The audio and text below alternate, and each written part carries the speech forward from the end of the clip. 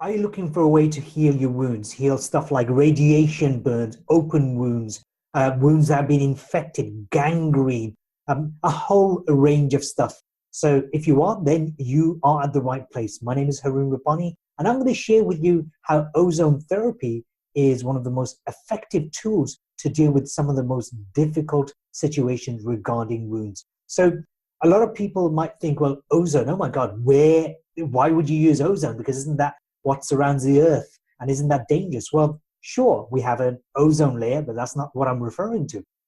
Let's show you, demonstrate to you how natural ozone is. You know, when lightning strikes, there's a massive charge that comes down to earth and it splits oxygen. We have 21% of our air is made out of oxygen, splits oxygen molecules into two different atoms. So O2 splits up into one oxygen atom each. And then they recombine with O2 molecules to make O3 molecules.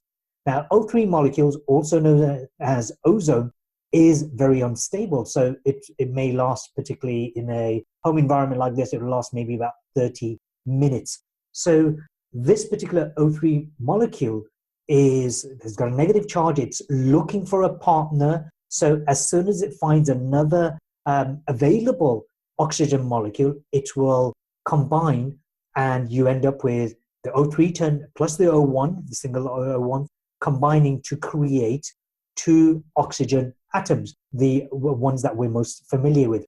Now, when that happens, it generates energy. And I'm going to come back to that, both about the energy and the recombination of the ozone molecules.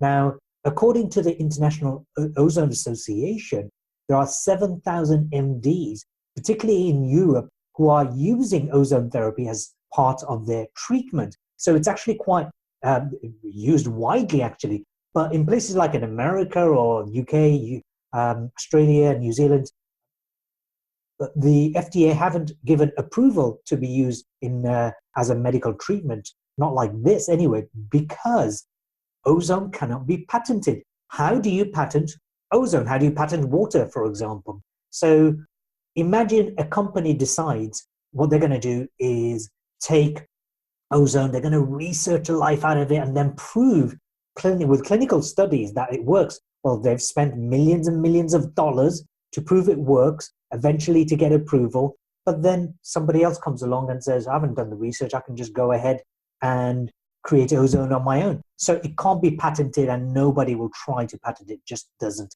make sense. It's like trying to patent water. Who owns water, right? So that's why ozone isn't FDA approved.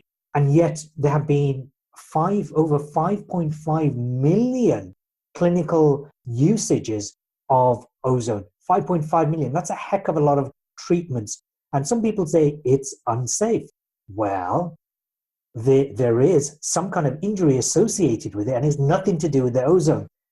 In clinical situations, when you go to a doctor's surgery, for example, for those who use ozone, of course, they will inject ozone directly into your bloodstream.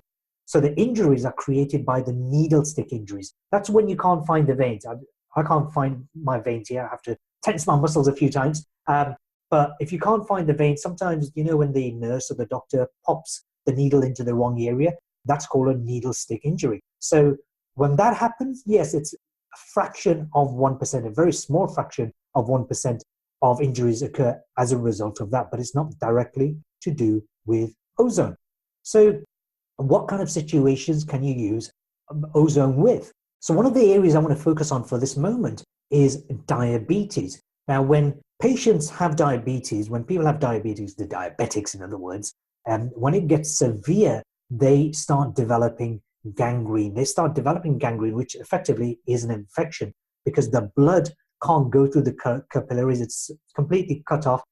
Anaerobic situation is created, conditions are created, and that area, there's no drugs. I mean, they use antibiotics, and what happens is they'll use the antibiotics to deal with the bacteria, and the infection might go away for a while, but then the bacteria develop resistance to the new antibiotics. So you end up that the whole area starts getting infected, and eventually, of course, the toe, the foot, or the leg may be amputated. And, you know, this happened for a family member of mine many years ago. And it's quite horrifying to see somebody relatively healthy eventually lose both legs.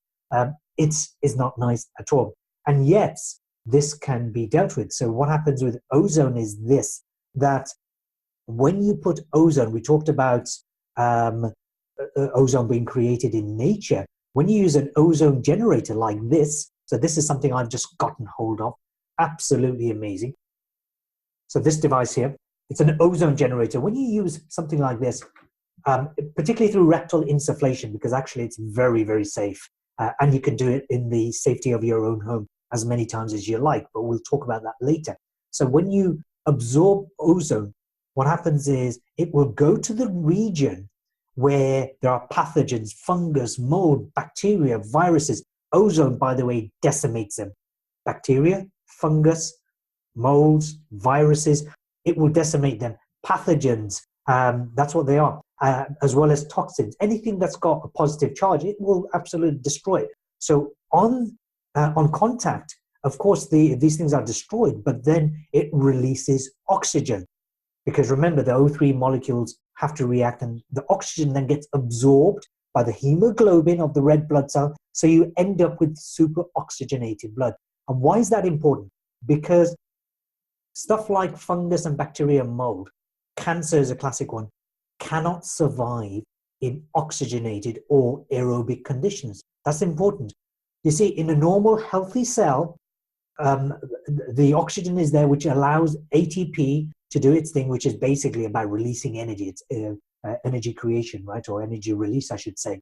So, but when oxygen levels fall down, the cells start dying and they become cancerous. So they start deforming and they become cancerous.